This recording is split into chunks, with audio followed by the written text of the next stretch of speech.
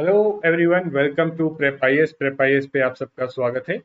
तो आज के डेली आंसर राइटिंग में हमने दो क्वेश्चन दिए थे आपको, हिस्ट्री और ज्योग्राफी से। ठीक है।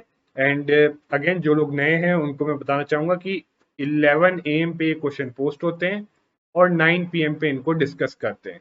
और देखिए, इन क्वेश्चंस को डिस्कस करेंगे, साथ में आपको हमारा एक ग्रुप है टेलीग्राम का, prep IAS peer evaluation group.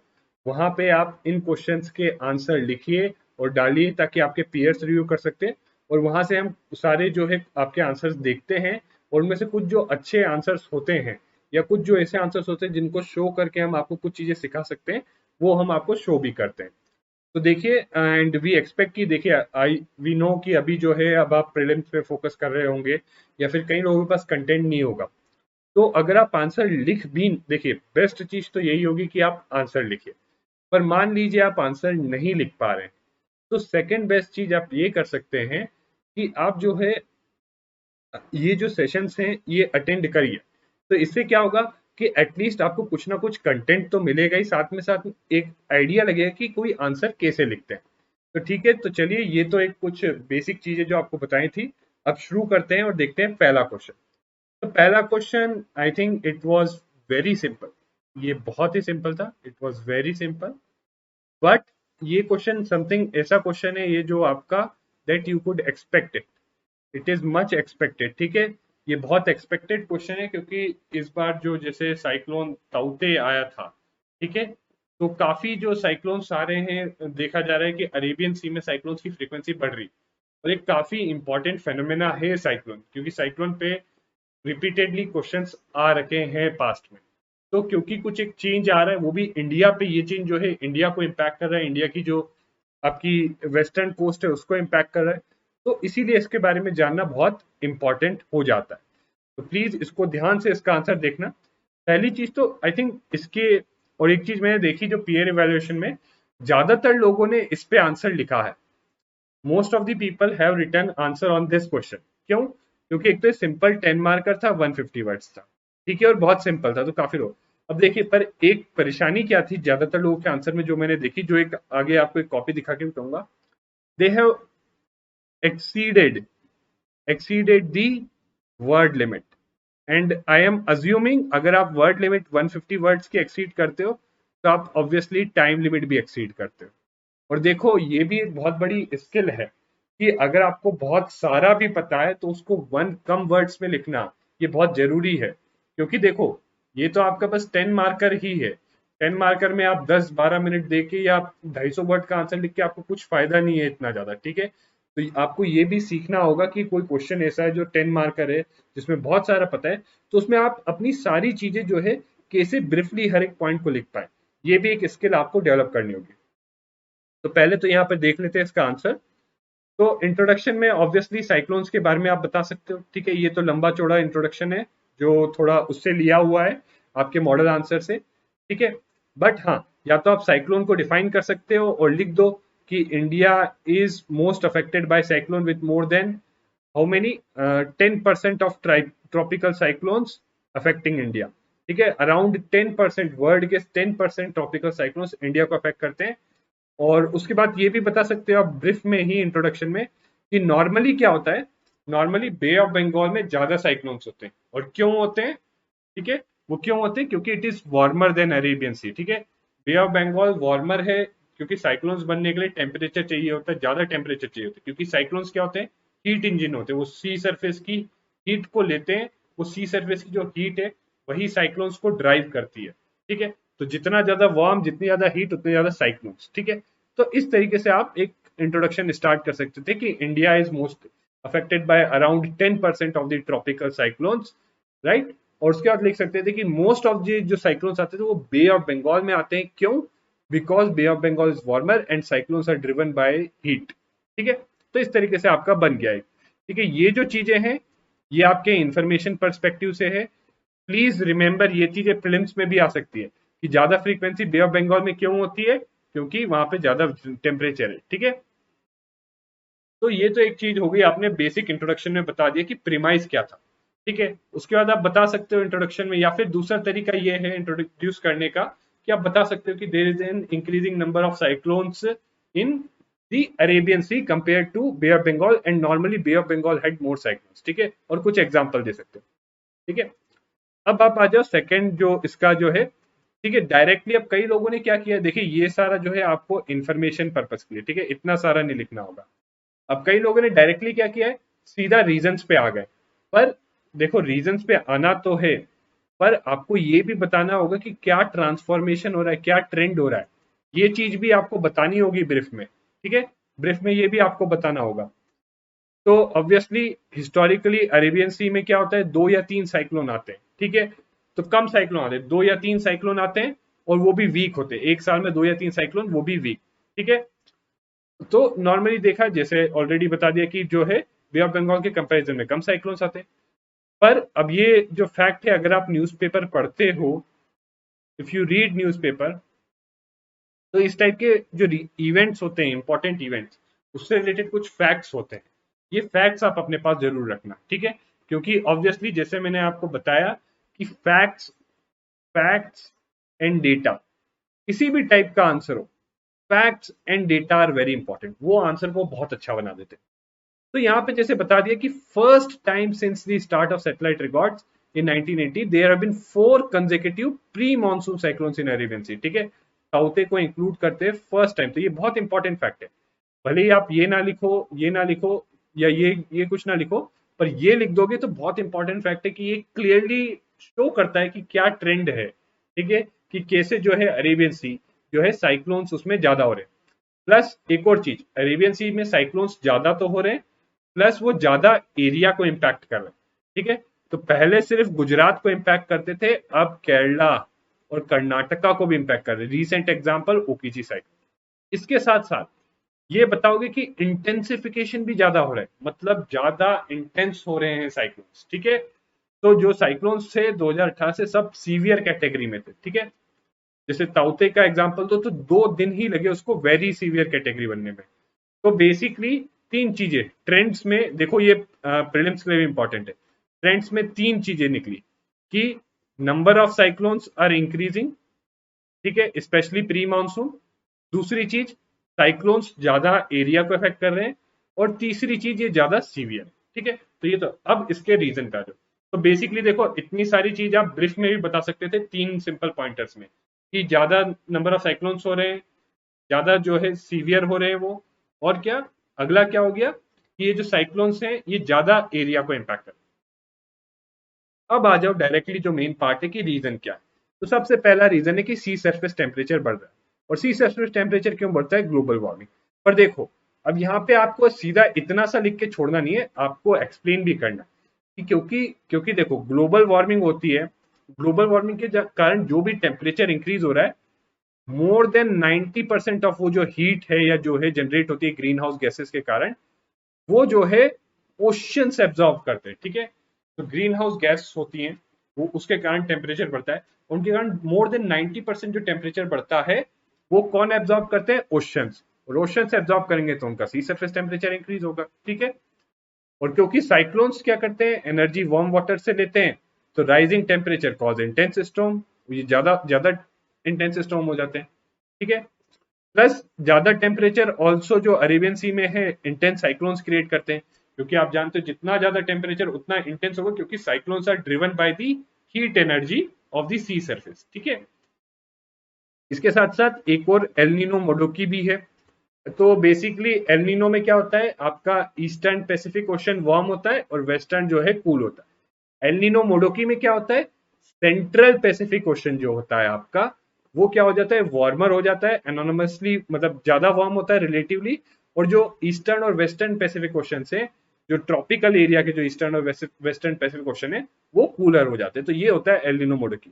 और एल नीनो मोडोकी जो है आपका जो है कंड्यूसिव है for cyclone formation, right, not conducive for cyclone formation in Bay of Bengal, but conducive for formation in Arabian सी.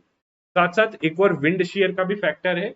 तो अरेबियन सी में विंड शेयर कम है, तो कंड्यूसिव है वो साइक्लोन फॉर्मेशन के. तो ये कुछ फैक्टर रीजंस थे जो आप क्लियरली स्टेट कर दोगे कि ये रीजन है, इसके कारण जो है साइक्लोन्स जो है अरेबियन सी में ज्यादा हो रहे हैं. बट ऑब्वियसली यहाँ पे आंसर एंड नहीं करना है, आपको यहाँ पे क्या देना है, कंक्लूजन भी देना है.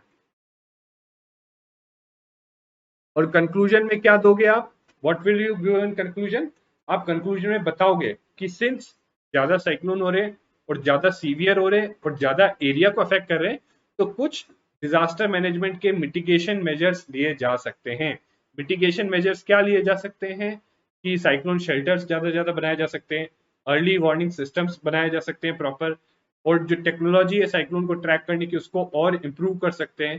तो ये कुछ मिटिगेशन मेजर्स, और लोगों में और अवेयरनेस कर सकते हैं। तो ये कुछ मिटिगेशन मेजर्स जो हैं वो लिए जा सकते हैं। साथ साथ आप ये भी बोल सकते हो कि जो हमारे ईस्टर्न कोस्ट की बेस्ट प्रैक्टिसेस हैं, जैसे उड़ीसा स्टेट ने काफी अच्छे से जो है, बहुत मोस्ट अफेक्टेड स्टेट है उड़ीसा साइक्लोन से, बट अब काफी प्रैक्टिसेस है, तो सेम प्रैक्टिसेस जो है यहाँ पे भी अडॉप्ट की जा सकती है। तो इस तरीके से आप कंक्लूड कर सकते हो इसको। अब अगला आ जाओ आपका। तो नाउ ये क्वेश्चन था 15 मार्क्स का और 250 वर्ड्स का, ठीक है, आपके हिस्ट्री से है। And this is again very important. Why this is very important? Because ये एक बहुत ही प्रोमिनेंट थीम है, ठीक है। This is a very prominent theme in Indian history, ठीक है। इंडियन फ्रीडम स्ट्रगल की आपके GS1 में जो सिलेबस है उसकी बहुत प्रोमिनेंट थीम है, ठीक है। इस डायरेक्टली ये नहीं आएगा, पर इस थीम पे क्वेश्चन जरूर आ सकता है आपको, ठीक है। तो बेसिकली देखो, इसमें मैंने जो देखा है, बहुत कम लोगों ने इसका आंसर लिखा है, ठीक है। बहुत कम लोगों ने इसका आंसर लिखा है, और जो आंसर भी लिखा है उसमें विदाउट प्रॉपर अंडरस्टैंडिंग लिखा है, ठीक है। तो पहले क्वेश्चन को ही समझते हैं। तो क्वेश्चन कहता है कि roots of Indian nationalism can be traced to beginning of era of crown rule in Bombay, Bengal and Madras. तो बेसिकली 1858 के बाद ही जो हमारा नेशनलिज्म है वो स्ट्रांग हुआ था। तो ठीक है, तो इंट्रो में आपको कुछ ऐसा ही बताना पड़ेगा जो इससे रिलेट करे, या फिर इंट्रो में आपको इंडियन नेशनलिज्म के बारे में बताना पड़ेगा, क्योंकि क्वेश्चन पूरा किसके ऊपर है? इंडियन नेशनलिज्म के ऊपर, ठीक है। उसके बाद बोलते हैं कि nationalism emerged in 19th century British India both in emulation of and as a reaction against the consolidation of British rule। तो obviously 1858 के बाद क्या हुआ था? Consolidation and spread of western civilisation. और वो कंसोलिडेट कर रहे थे और ब्रिटिश जो है वेस्टर्न सिविलाइजेशन लाए थे, तो उसके स्प्रेड के कारण भी जो है आपका ये जो है ये नेशनल मूवमेंट जो है स्ट्रेंथन हुआ था। तो ऑब्वियसली आप समझ सकते हो, अगर इसको मेरे को स्ट्रक्चर में बताना होगा तो इंट्रोडक्शन होगा आपका about Indian nationalism. Indian nationalism, और क्या बताओगे इंडियन नेशनलिज्म के बारे में, कि इंडियन नेशनलिज्म क्या था और कब से जो है वो शेप लेना शुरू किया, ठीक है, ये बताओगे।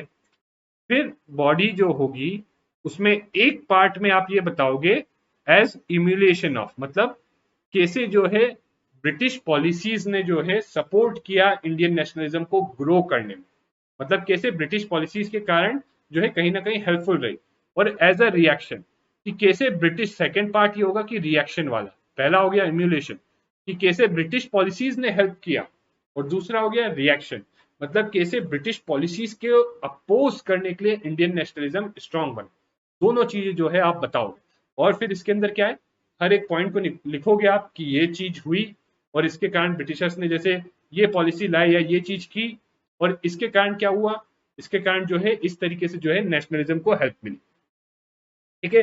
तो दो चीजें हैं यहाँ पे, consolidation of British rule and spread of western civilisation. तो इन दोनों के अगेंस्ट रिएक्शन, और इन दोनों का जो है हाउ इट इम्यूलेशन, मतलब how it help, right, as a result of this and as a reaction to this, ठीक है। अगर आप स्पेक्ट्रम पढ़ोगे, उसमें चैप्टर 3 पढ़ोगे, शुरू के 2 पन्ने पढ़ लोगे तो उसमें ये आंसर दे रखा है आपको, ठीक है। तो ये बताना है कि कैसे इम्यूलेशन और ये डिस्कस करना है, तो आपको हर चीज बताओगे और उसके बाद उसको एक्सप्लेन करोगे, ठीक है। और लास्ट में कंक्लूजन दोगे, तो कंक्लूजन में भी हम देखते हैं क्या होगा। तो define Indian nationalism. Obviously Indian nationalism क्या था? Indian nationalism was the idea कि जो सारे इंडियंस हैं ओवर दिस टेरिटरी, उस जो पूरी ब्रिटिश टेरिटरी में जो इंडियंस हैं वो सब का जो है एक नेशन है। They started the idea of becoming a single nation, कि उन सब में एक दिमाग में ये हुआ कि हम सब भले ही डिफरेंट कल्चर्स ये सब हो, पर जब ब्रिटिश के अंदर जो सारे थे उन सब का एक नेशन है। और उन इंडियन नेशनलिज्म का ऑब्जेक्टिव क्या था? What was the objective? Independence, कि हम सबको एक इंडिपेंडेंट नेशन बनाना है, ब्रिटिशर्स से आजादी चाहिए, ठीक है। ये था। और ओरिजिन में आप बता सकते हो कि 1858 के बाद जो है जैसे ब्रिटिश रूल जितना ज्यादा उन्होंने नए नए इनोवेशंस लाए, नई नई चीजें लाई, तो कहीं ना कहीं वो नए इनोवेशंस और चीजों ने हेल्प किया इंडियन नेशनलिज्म में। और कहीं ना कहीं वो उनकी जो है रेशियल एरोगेंस और जो एक्सप्लॉइटेटिव पॉलिसीज थी उसको अपोज करने के लिए भी जो है आपका इंडियन नेशनलिज्म फर्दर डेवलप हुआ, ठीक है। तो ये तो आपका ये हो गया। नाउ अब आ जाओ आपका पहले एस्पेक्ट पे। As a result of emulation of what, emulation की कैसे जो है ब्रिटिश रूल को जो देख के, तो सबसे पहले जो वेस्टर्न थॉट और एजुकेशन था वो स्प्रेड हुआ। तो वेस्टर्न थॉट और एजुकेशन से कैसे फायदा हुआ? पहली चीज, इंग्लिश जो लैंग्वेज थी, इट बिकेम अ गेटवे। मतलब अब इंग्लिश लैंग्वेज के कारण क्या हुआ, सबके जो है वेस्टर्न थॉट और एजुकेशन जो है सबके पास जाने लगा, क्योंकि ब्रिटिशर्स ने क्या किया था, वो वेस्टर्न वो क्या है, इंग्लिश लैंग्वेज लाए, ठीक है। और इंग्लिश लैंग्वेज के कारण जो वेस्टर्न थॉट एंड एजुकेशन ज्यादा से ज्यादा लोगों में स्प्रेड होने लगा। और वेस्टर्न थॉट और एजुकेशन क्या था, what was it? It was about liberty, it was about equality, French revolution, Russian revolution. इनके इन ये जो रिवॉल्यूशंस थे, इनके आइडियाज जो थे वो इंडियंस को कैसे समझ में आए? Because of English language. क्योंकि इंग्लिश एक कॉमन लैंग्वेज थी, एक गेटवे था कि वेस्टर्न थॉट को, और जो वेस्ट में जो हुआ चीजें उनसे उन्होंने सीखा, राइट। दे इम्यूलेटेड दैट, उनसे उन्होंने सीखा, ठीक है। दूसरी चीज, ये कॉमन लैंग्वेज बन गई थी बिटवीन जो इंडिया में ऑब्वियसली बहुत सारी लैंग्वेज थी अलग अलग जगहों की, ठीक है। बट जो है अलग अलग जगह जो बहुत सारे पॉलिटिकल एक्टिविस्ट थे, जो पॉलिटिकल वो थे, लीडर्स थे, उनके बीच में एक कॉमन लैंग्वेज बन गई थी आपकी इंग्लिश, ठीक है। सो इंग्लिश का जो इस तरीके से आप बताओगे कि कैसे वेस्टर्न थॉट आया, वेस्टर्न एजुकेशन आया जो मेनली इंग्लिश में था, तो कैसे वो वेस्टर्न आइडियाज लाया, कैसे वेस्टर्न आइडियाज ने जो है हेल्प किया, जैसे वेस्ट फ्रेंच रिवॉल्यूशन के आइडियाज, तो इट हेल्प इंडियन नेशनलिज्म उसके बेसिस पे ही, ठीक है। लिबर्टी, तो लिबर्टी का आइडिया है, तो ऑब्वियसली दे रियलाइज कि एक नेशन को, जैसे इंडिया में जो ये ब्रिटिश रूल है, ये कॉलोनियल रूल है, ये उनको एक्सप्लॉइट कर रहा है, ठीक है। रशियन रेवोल्यूशन के आइडियाज, ऑब्वियसली फिर आपने देखा होगा रशियन रेवोल्यूशन में, आप बता सकते हो यहाँ पे एग्जांपल कि कैसे जो है रशिया ने जो अपने रेवोल्यूशन के बाद क्या है, चाइना के ऊपर कॉलोनियल राइट्स जो है वो कर दिए थे, छोड़ दिए थे, ठीक है। चाइना के ऊपर कॉलोनियल राइट्स अपने छोड़ दिए थे, तो ये सब चीजें इंस्पायर की, ठीक है। प्लस वेस्टर्न थॉट और एजुकेशन के कारण क्या है, वो अवेयर हुए कि ग्लोबली भी क्या डेवलपमेंट्स चल रहे हैं, ठीक है। वेस्टर्न, तो देखा गया था कि दूसरी जगह भी जो है नेशनलिस्ट अपसर्ज आ रहा था, वर्ल्ड वाइड था, हर जगह कॉलोनियलिज्म के अगेंस्ट अपसर्ज था। तो ये सब चीजों ने जो है, जो लीडर्स ने, जो जो नेशनलिज्म के लीडर्स थे, राइट, कुछ लीडर्स को जब ये आइडिया लगा तो उन्होंने ये आइडिया सब में फैलाया, ठीक है। दूसरा, मिडिल क्लास इंटेलिजेंसिया। तो ऑब्वियसली वेस्टर्न एजुकेशन और थॉट ने एक मिडिल क्लास इंटेलिजेंसिया क्रिएट किया, जो जॉब और उसके लिए जो है इंग्लिश एजुकेशन में पढ़े, और यही बने लीडर्स ऑफ नेशनल मूवमेंट आगे जाके।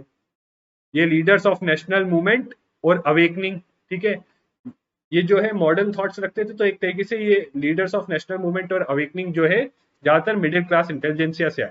क्यों? ये ज्यादातर जो है सिविल सर्विस में जाना चाहते थे, ठीक है। जैसे सुरेंद्र नाथ बनर्जी है, तो वो पहले सिविल सर्विस में गए, बट वहां पे फिर उनको जो है जब चीजें जाके समझ में आई, तो बाद में उन्होंने क्या किया, बाद में उन्होंने एक ऑर्गेनाइजेशन स्टार्ट किया before Indian National Congress, right, to start advocating for Indian nationalism. बाद में फिर आईएनसी में ज्वाइन कर गए, ठीक है।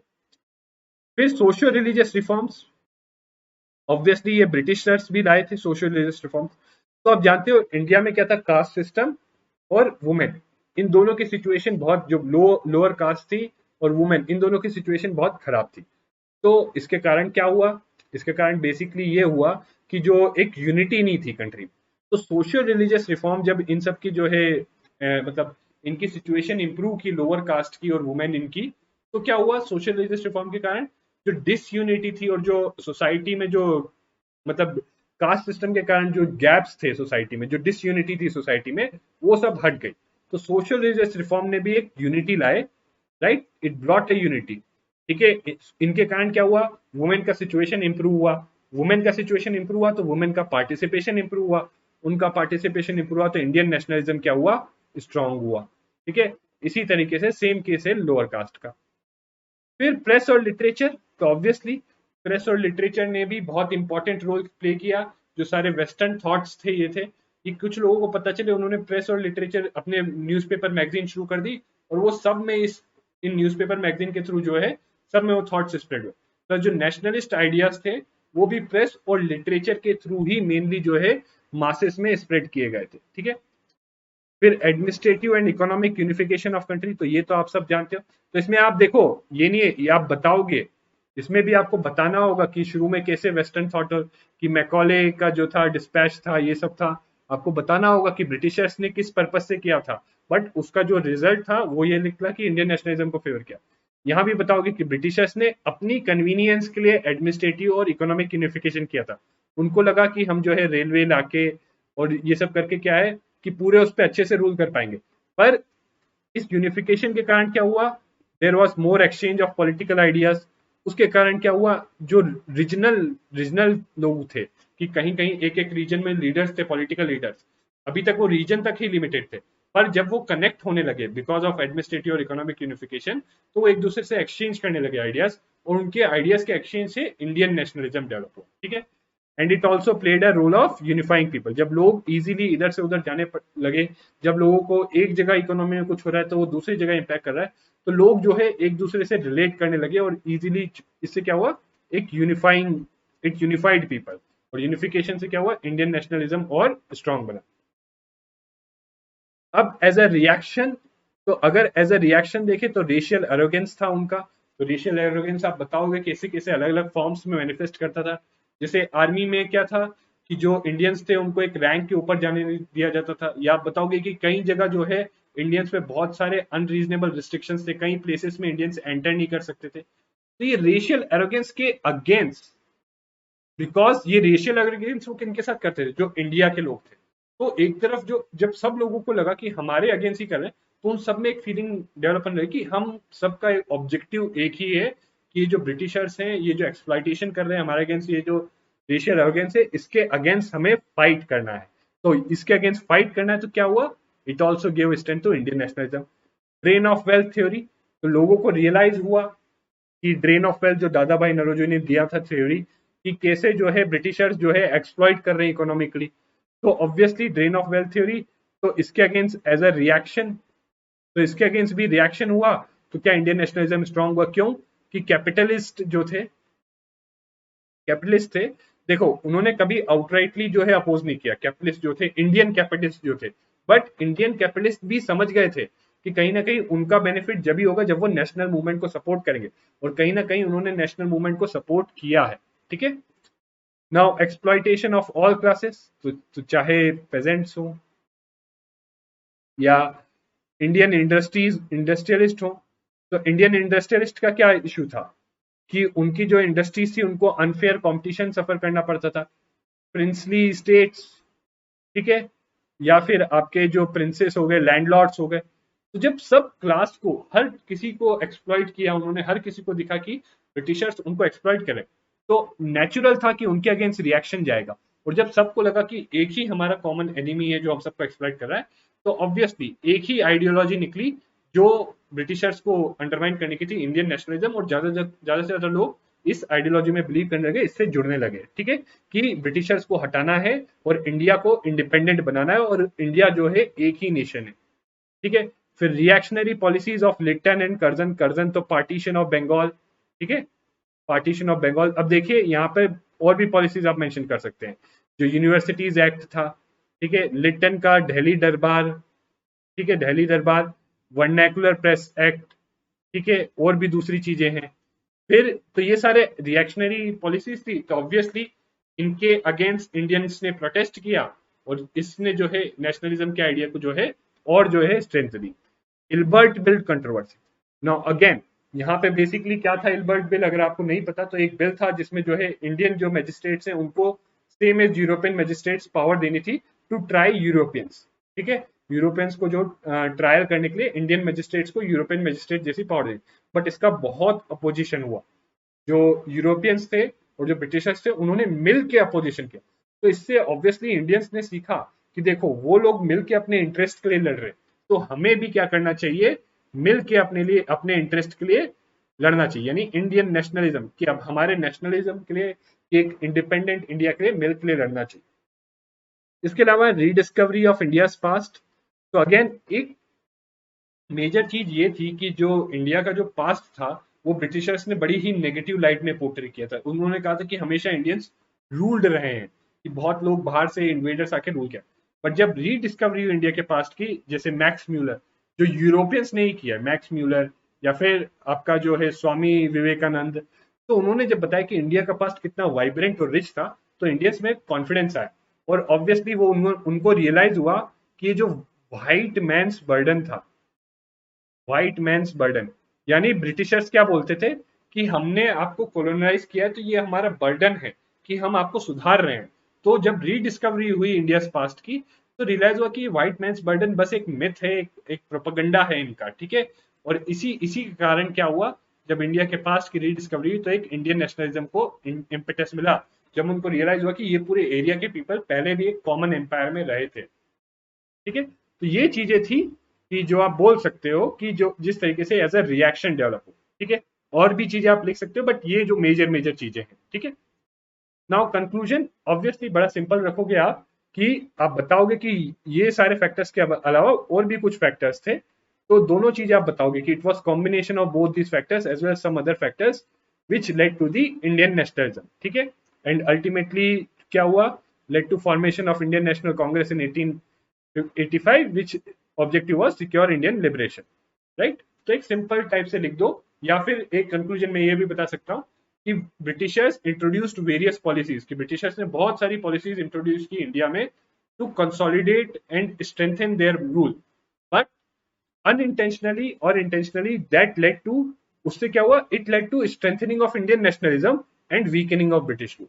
ऑब्वियसली जो पॉलिसीज उन्होंने इंट्रोड्यूस की थी क्या सोच के कि हमारा रूल स्ट्रांग होगा, बट अल्टीमेटली इंपैक्ट क्या हुआ कि इंडियन नेशनलिज्म स्ट्रांग हो गया और उनका रूल धीरे धीरे धीरे धीरे वीक होता रहा और अल्टीमेटली इंडिया को इंडिपेंडेंस मिल गई, ठीक है। अब आ जाइए देखते हैं कुछ आंसर कॉपीज। तो ये पहला जो है आपका फर्स्ट क्वेश्चन है ऑन अरेबियन सी। तो एक अच्छी चीज इन्होंने की है कि मैप बनाया है, so this is good, good.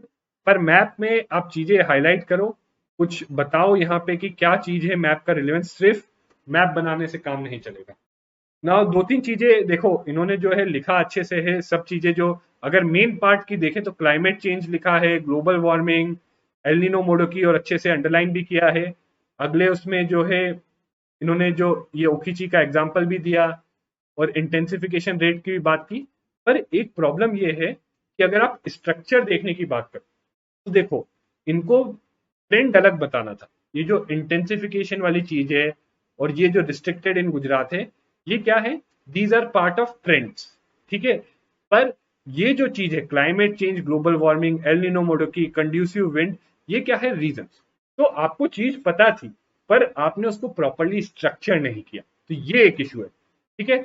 और introduction could be improve, intro could be improve, ठीक है। तो देखिए सिंपली आप बहुत सारी इंफॉर्मेशन लिख दो, डाल दो, उससे भी आपको आंसर में मार्क्स मिल जाएंगे। पर अगर मैं बोलूं कि मैं आपको इसमें 10 में से 5 तक दे सकता हूँ, ठीक है, एक अबव एवरेज आंसर, ठीक है। पर अगर आप ये चीजें करोगे प्रॉपर स्ट्रक्चरिंग वगैरह, तो 6 या 7 तक भी आपको 10 में से मिल सकते हैं, ठीक है। और ये एक दो मार्क ही आप एक्स्ट्रा जब हर क्वेश्चन में लाओगे, तो 20 क्वेश्चन में अगर आप एक दो मार्क एक्स्ट्रा लाए, तो अगर मैं ऑन एन एवरेज लूँ 1.5 मार्क्स एक्स्ट्रा 20 क्वेश्चन में, that means 30 marks extra in each question, ठीक है। तो ऑब्वियसली ये अच्छी चीज की इन्होंने सॉल्यूशंस लिखे। बट अगेन एक चीज वही है कि सॉल्यूशंस में आपने बहुत ज्यादा लिख दिया, इट्स इतना ज्यादा इस पे फोकस नहीं करना था, ठीक है। तो दो प्रॉब्लम्स है, एक स्ट्रक्चर अच्छे से नहीं किया, एक 150 वर्ड्स की आपने लिमिट जो है कहीं ना कहीं मुझे लग रहा है क्रॉस कर दी है, ठीक है। और ये सॉल्यूशंस को जो है थोड़ा मिनिमाइज कर सकते, ठीक है। अब अगला आप क्या देखते हैं, तो इस पे बहुत कम लोगों ने लिखा था सेकंड वाले क्वेश्चन पे आंसर, और this is not the best answer, I would say not the best answer, ठीक है। पर अगेन इन्होंने अटेम्प्ट किया है, ट्राई किया है, so that is a good thing, ठीक है। अटेम्प्ट करके ट्राई किया है वही अच्छी चीज है, it is not the best answer, okay. But again इसके through I would like to tell you something, जो चीजें आपको ध्यान में रखनी चाहिए। तो फर्स्ट ऑफ ऑल इनका जो है in the beginning of crown rule the nationalism started with, I don't know ये क्या लिखा है, ऑल ओवर इंडिया, ठीक है। तो इंट्रोडक्शन को आपको इंप्रूव करना है, इंट्रो को इंप्रूव करिए, ठीक है।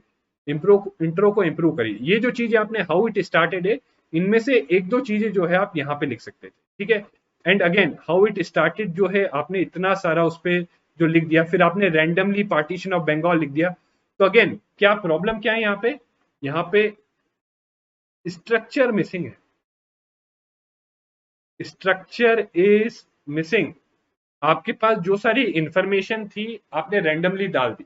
देखिए, हो सकता है आपके पास पूरा कंटेंट, पर ये भी लिमिटेड इंफॉर्मेशन जो भी है, कोशिश करिए अगर लिमिटेड भी इंफॉर्मेशन है उसको प्रॉपर स्ट्रक्चर में डाल। जैसे मैंने आपको बताया, वो दो चीजें एक्सपेक्टेड होती हैं, ये Indian nationalism as a reaction, ये सब हेडिंग, और ये सब हेडिंग एटलीस्ट ये तो आपको करना था, क्योंकि ये जो है क्वेश्चन को अगर आप समझे होगे तो क्वेश्चन में इस तरीके से ही पूछा गया है, ठीक है। तो ये चीजें करना जरूरी थी, ठीक है। तो अगेन अब देखिए नाइल रिवॉल्यूशन जो बोला है इन्होंने और दीन बंधु, so it is less relevant, ठीक है। ये इंफॉर्मेशन का ज्यादा रिलेवेंस नहीं, ठीक है। अब यहाँ पे बोल दिया कि इस टाइम पे आईएनसी एस्टेब्लिश हो गई। तो अगेन ये चीज जो है आपने सीधा इंफॉर्मेशन दे दी बस, पर क्वेश्चन को आंसर कैसे कर रहा है आपने ये नहीं बताया, that how it is answering the question, ठीक है। आपने ये नहीं बताया। अब पार्टीशन ऑफ बंगाल, आपने पार्टीशन ऑफ बंगाल तो दे दिया, ठीक है। आपने लिख दिया कि it made Indian nationalism more enrich, but कैसे, इस पे ज्यादा आपको थोड़ा एम्फेसिस डालना था, ठीक है। तो अगर आप ये दो चीजें भी, अगर आपके पास कंटेंट की कमी थी तो भी ये दो चीजें नहीं लिखते, या ये दो पॉइंट्स लिखते, ये पॉइंट नहीं लिखते और इस पे थोड़ा एम्फेसिस देते और प्रॉपर स्ट्रक्चर के साथ, ठीक है। Now India against spread of western civilisation, तो देखिए ये सब हेडिंग गलत है, this is wrong. Indians were not against the spread of western civilisation, ठीक है।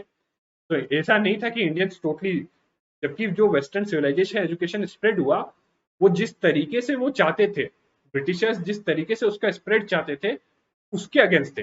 और प्लस ये जो वेस्टर्न सिविलाइजेशन का स्प्रेड हुआ, इसी के कारण तो उनको वेस्टर्न आइडियाज का पता चला और जो नेशनल मूवमेंट है वो स्ट्रांग हुआ, ठीक है। तो रिएक्शन अगेंस्ट, अब यहाँ पे आपने रिएक्शन, तो Rabindranath Tagore, Shanti Niketan, now this is not relevant, ठीक है, नॉट रेलिवेंट। तो देखिए ये रेलिवेंट नहीं है, ठीक है। ये भी आपने रैंडम इंफॉर्मेशन दे रहे हो, अब आप बस बहुत स्पेसिफिक और रैंडम इंफॉर्मेशन दे रहे हो इसमें, ठीक है। तो again I would say, I think यहाँ पे जो आंसर बहुत कम लोगों ने किया है, शायद से आपके पास कंटेंट की कमी हो, या फिर आपके पास कंटेंट हो उसको प्रॉपर्ली ऑर्गेनाइज नहीं कर पाए। बट अगेन अगर मैं ऑनेस्टली बताऊं इसको, तो it is not so good answer, ठीक है, इतना अच्छा आंसर नहीं है। सर्टेनली इसमें दोनों चीजें, इसमें कंटेंट को भी इंप्रूव करना है, प्रेजेंटेशन को भी इंप्रूव करना है, इसमें आपको स्ट्रक्चर को भी इंप्रूव करना है, प्लस इसमें एक और चीज है कि आप क्लियरली अंडरस्टैंड ही नहीं कर पाए, you did not understand the demand of question, ठीक है, क्वेश्चन की डिमांड क्या थी। तो ये सारे फैक्टर्स पे आप लैग कर रहे हो यहाँ, ठीक है। तो अगेन अगर आप बोलो कि इसमें मार्किंग क्या दूंगा, तो I would give quite low marks here. तो आपने देखो, ये इससे ये भी चीज समझो कि सिंपली शीट भरने से काम नहीं चलता, इतना सबको समझ में आ जाता है कि रैंडमली इंफॉर्मेशन लिखी जा रही है, ठीक है। तो इसमें आप इतनी मेहनत करोगे, आपने इतना टाइम, मतलब जिसने भी लिखा होगा इसको, तो कितना बहुत टाइम दिया इसमें, that person must have given at least 10 minutes, at least 10 minutes इसमें, ठीक है। बट मैं इसमें आपको 15 में 2 से 3 मार्क्स ही दे सकता हूँ आउट ऑफ 15, क्योंकि ये क्वेश्चन को बिल्कुल आंसर नहीं कर। तो वो आप 10 से 15 मिनट जो आपने यहाँ पे लगाए, वो आप कहीं और लगाइए। इस आंसर को आप इतना ज्यादा मत लिखिए, आप इंस्टेड ब्रीफ में भी बहुत कम लिखते। अगर एक पन्ने में भी आप दो दो एक एक पॉइंट भी रिलेवेंट लिख देते ना, तो भी मैं आपको 2 3 या 4 मार्क्स दे देता कि चलो इतने मिनिमम इतना लिख दिया, 3 मार्क्स 4 मार्क्स देता। पर आपने रैंडम इंफॉर्मेशन लिखी है, तो I would hardly give 2 marks, और आई डोंट नो वहां पे कैसा देंगे, वहां पे तो शायद अगर और स्ट्रिक्ट होंगे तो 0 भी दे सकते हैं, ठीक है। So this is it for the answer writing session. I hope it was useful for you, right? And please keep writing answers. आधा घंटा आप दीजिए आंसर राइटिंग में, और ट्रस्ट मी, आधा घंटा देने से आप या तो बस सेशन ही देख लीजिए ये आधा घंटे के लिए, और मतलब आपकी तैयारी होती रहेगी। फिर जब आप प्रीलिम्स देने के बाद आंसर राइटिंग शुरू करेंगे ना तो बहुत आप में इंप्रूवमेंट आएगा। और जिन लोगों के पास टाइम है, जो लोग इस बार नहीं दे रहे हैं प्रीलिम्स, तो उनसे तो मैं बड़ी स्ट्रांगली रिक्वेस्ट करूंगा कि आप रेगुलरली इसको देखिए और कोशिश करिए। कंटेंट नहीं है तो भी कोशिश करिए। जो जिस पर्सन ने ये आंसर लिखा है, आई अप्रिशिएट दैट कि उन्होंने कोशिश की, और उनको मैं यही कहूंगा कि अब आप बस यहाँ से कंटेंट लीजिए, कीजिए, समझिए, और अब अगला आंसर जहां भी आप लिखने की कोशिश करिए और वहां पे अगर सिमिलर सिचुएशन आप एनकाउंटर करें कंटेंट के शॉर्टेज की, तो ये चीज आप फॉलो करें। ठीक है गाइज, तो thank you very much and see you again next time.